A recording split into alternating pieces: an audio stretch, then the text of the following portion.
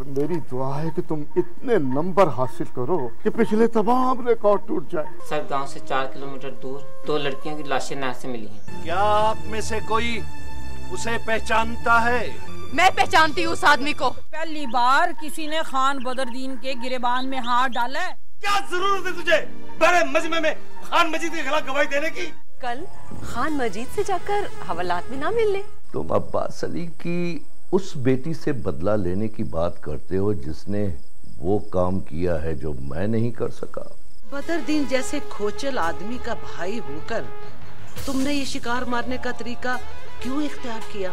सारा गांव थू थू करेगा तुझ पर और तुम्हारे बूढ़े माँ बाप पर।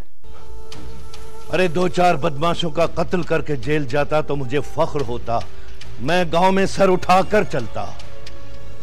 लेकिन कम वक्त जेल गया भी है तो एक गरीब बाप की मासूम बेटियों की इज्जत लूटने के सिलसिले में। हाँ, इकरा ने सच बोलकर बहादुरी का सबूत दिया है। देखो अब्बास अली, मजीद के जुर्म का मुकदमा अदालत के सामने है। अब अदालत जो फैसला करेगी हमें कबूल होगा। रही बात इकरा की, उसने सच के रास्ते पर कदम रखा है, मुझे उस पर नाज है। और फिर मुझे अपने भाई मजीद से इकरा ज्यादा अजीज है।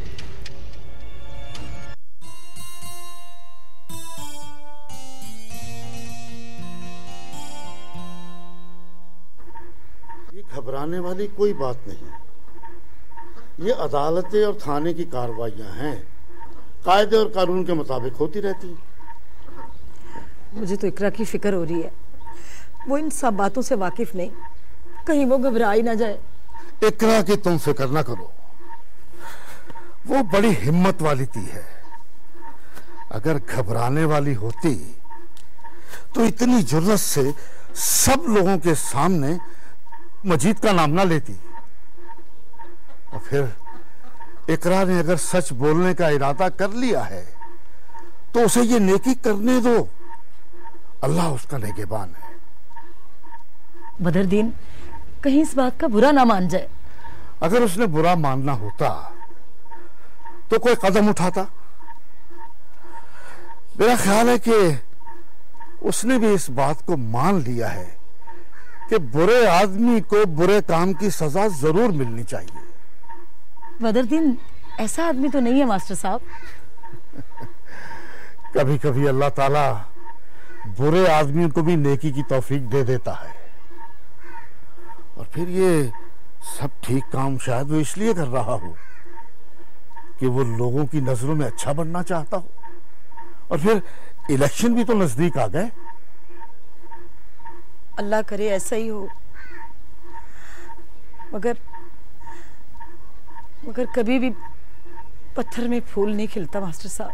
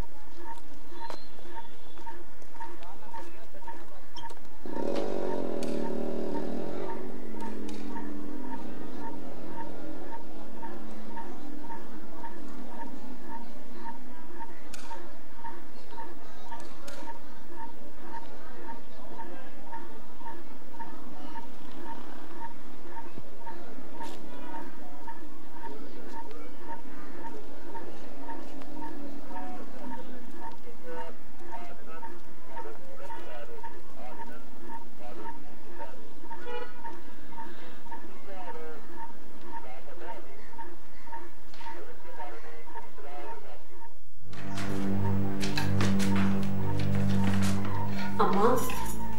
हाँ बेटा। पुलिस इकरा को थाने क्यों लेके गई है? वो जो कुछ पूछना चाहते थे अब्बा से भी तो पूछ सकते थे।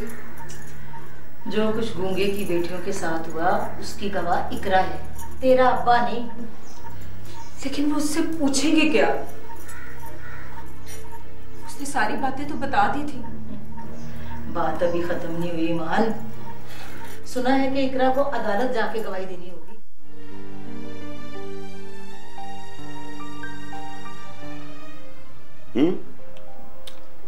बिल्कुल ठीक है।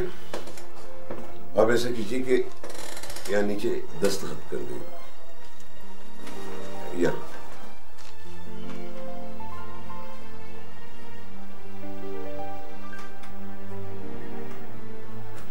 ठीक। थानेदार साहब, मेरा ख्याल है ये कागज काफी नहीं होगा। नहीं, ये कागज काफी नहीं होगा।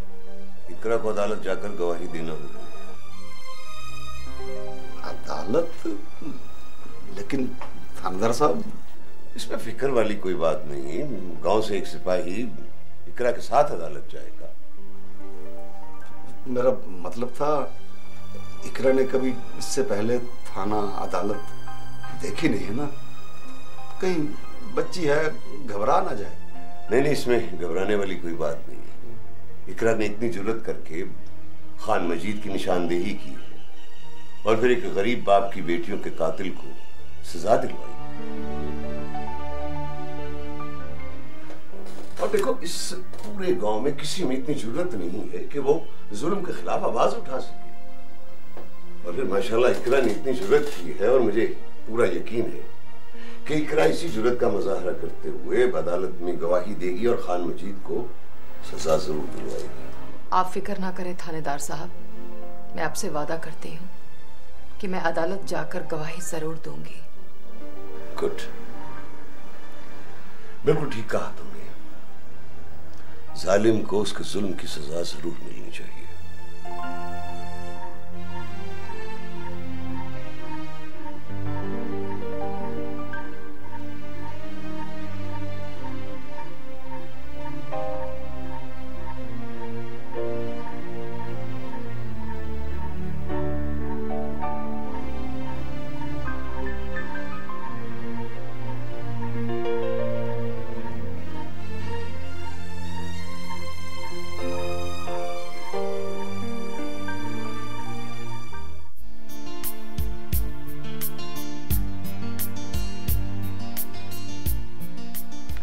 क्या नाम है उस गांव वाली लड़की का जिससे तुम काम करवा रहे हो?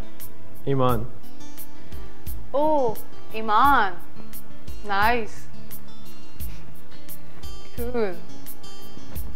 बात दरअसल ये है रहीम कि तुम्हें ईमान के काम के सामने बाकी सब काम फजूल नजर आते हैं। ये बात नहीं है नरमीन, बात मेयार और क्वालिटी की है। बाहर जो काम भेजा जाता है उसे बहुत क्रिटिसाइज किया जाता है। कुछ अर्सा पहले तुम्हारा काम बहुत पसंद किया गया, लेकिन तुम्हारा काम ये अचानक तुम्हारी नजरें करम रहेगी तो ये गिरफ्त भी मजबूत हो जाएगी। Narmeen, behave yourself. This is office.